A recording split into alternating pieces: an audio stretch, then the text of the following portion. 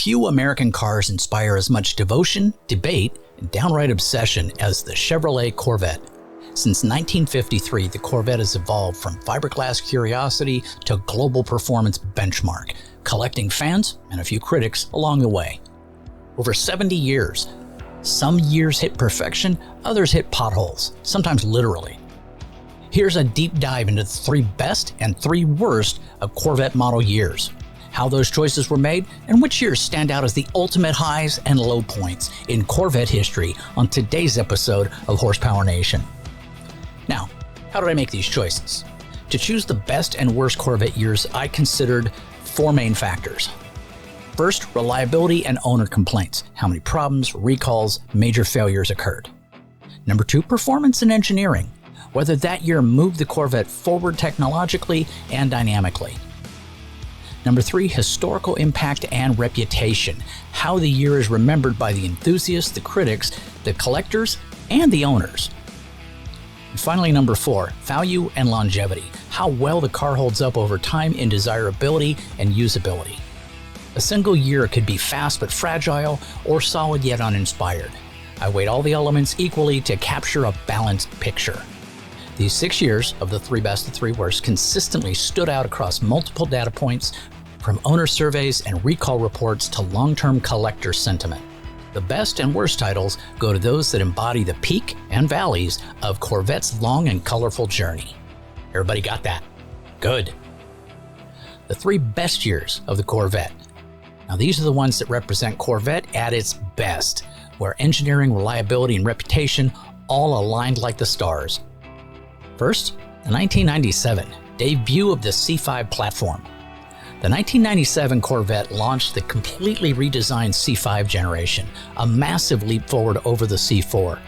It introduced the all-new LS1 5.7-liter V8 producing 345 horsepower, a rigid hydroform chassis, and the first rear-mounted transaxle in Corvette history. These engineering decisions dramatically improved handling balance and ride comfort, transforming the Corvette from a raw muscle car into a genuine world-class sports machine. Critics praised its refinement, quieter ride, and everyday usability. Compared to rivals like the Porsche 911 and Dodge Viper, the C5 offered near equal performance for far less money.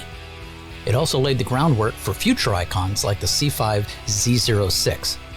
The 1997 model's impact still ripples through modern Corvettes today. It was the start of a new era of sophistication and speed.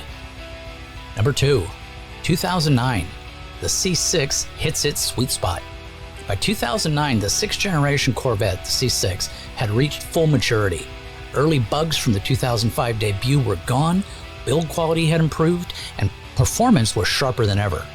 The LS3 6.2-liter V8 made 430 horsepower, and optional magnetic ride control gave the Corvette near supercar handling at a fraction of the price. Automotive publications frequently praised the 2009 for offering exotic-level thrills with surprising reliability, something not always true in earlier years. Multiple sources, including Hot Cars and Car Buzz, list the 2009 as one of the most dependable modern Corvettes. Complaints and recalls dropped sharply compared to the 2000 to 2008 period. Inside, creature comforts like Bluetooth connectivity and improved materials made the Corvette feel less plastic fantastic and more premium GT. It was quick, refined, and durable, a rare trifecta. For many fans, the 2009 represents the C6 generation at its absolute best. Number 3, the stunning C7 launch year. The 2014 Corvette marked the introduction of the C7 generation, sleeker, smarter, and far more technologically advanced. It introduced the LT1 6.2-liter V8 with 455 horsepower, direct injection, active rev matching, and a sculpted body that looked equal parts fighter jet and shark. Critics and drivers alike were floored by the transformation. The C7 finally brought world-class interiors, crisp steering, and a sense of premium craftsmanship missing in earlier decades. Now, while new generations often bring reliability woes, 2014 proved remarkably solid. The problematic 8-speed automatic wasn't added until 2015, meaning early C7s avoided the transmission issues that later haunted owners. It landed on Car and Driver's 10 best list and reestablished Corvettes as the serious threat to German and Italian competitors. The 2014 model perfectly balanced innovation with proven hardware, a modern classic from the start. Now, if we took all three of those and we tried to figure out what was the best year of all, gotta go with the 2009. Now, that emerges as the single best year in Corvette history. Why? Because it hit a rare point of equilibrium. The C6 platform was fully sorted out, reliability was really high, performance was really stellar, and the ownership experience was rewarding. The LS3 engine delivered tremendous power without the fragility of earlier high-output Corvettes. It was the Goldilocks year, not too new, not too old, and just right in every measurable way. Even today, used car shoppers will often hunt for 2009 models specifically, viewing them as the safest bet for daily driving and long-term ownership. It wasn't just a fast car, it was a finished car, a sign that Corvette had truly matured into a world-class machine. And now for the three worst years of the Corvette. Not every Corvette year was glorious. Some were mechanical missteps, others were victims of circumstance, new technologies rushed to market, cost-cutting, or emissions laws that choked performance. These 3 years are remembered for the wrong reasons. Number 1, 1984, the troubled first C4. Now, after skipping in 1983 entirely, Chevy launched the C4 Corvette in 1984 and immediately stumbled. On paper, the car looked revolutionary.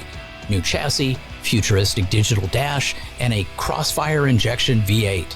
In practice, that engine was underpowered and infamously finicky.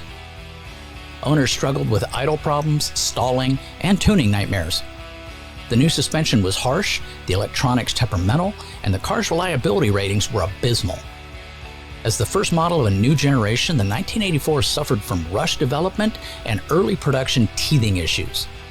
Even decades later, enthusiasts and mechanics warn buyers away from it. It's often the cheapest Corvette on the used market, and that's not a coincidence. While later C4s eventually redeemed that generation, 1984 remains a textbook example of new model growing pains and a cautionary tale for the automotive ages. Number 2, the 2005, the buggy start of the C6. The C6 generation began in 2005 with enormous promise, with the first year plagued with glitches.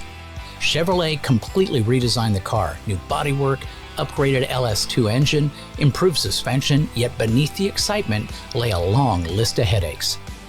Owners reported steering column lock failures that prevented the car from starting or moving, airbag harness malfunctions, shifters stuck in park, and recurring electrical gremlins. Several recalls were issued, and early build 2005s earned a reputation for unreliability. According to Copilot Search and other reliability studies, the 2005 remains one of the most problematic C6 years to buy used. While later years like the 2009 perfected that formula, 2005 served as a painful reminder that new generation doesn't always mean better yet. The design was promising, the execution wasn't exactly for prime time. And number 3, the 2015 early C7 with transmission trouble. The second year of the C7s, 2015, introduced a major mechanical upgrade, the 8-speed automatic transmission, that turned out to be its Achilles heel. Many owners complained about harsh shifting, delayed engagement, and a notorious shudder issue at cruising speeds. General Motors later issued multiple service bulletins, but the problem lingered. Beyond the gearbox, some 2015 models experienced anti-lock brake system and traction control faults, plus minor software hiccups as GM integrated new electronics. The styling and power were fantastic, but these issues dented the C7's otherwise stellar reputation. Publications like Motor Biscuit and Car Complaints both flagged 2015 as a year to avoid for used buyers.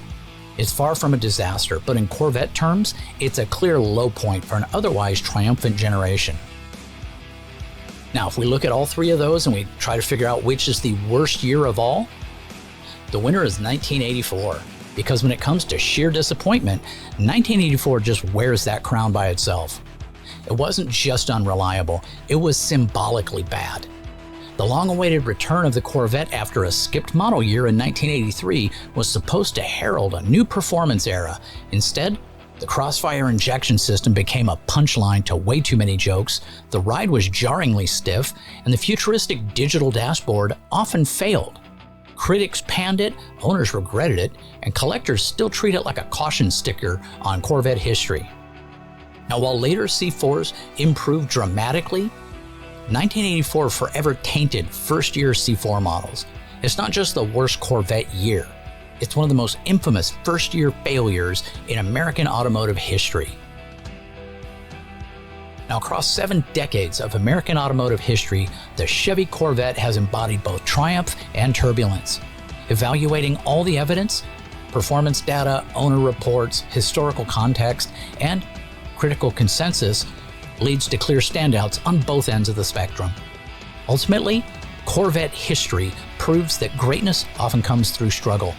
Every flawed year taught Chevy something vital that led to later success. And that's why Corvette remains an enduring icon, because even when it misses the mark, it never stops aiming higher. Well, that's it for today's episode. I hope it made your inner Corvette toddler happy. Do me a favor, like, subscribe, share the channel. Heck, you could even join and help support the channel. I'd appreciate that one. Take care and have yourself a great day.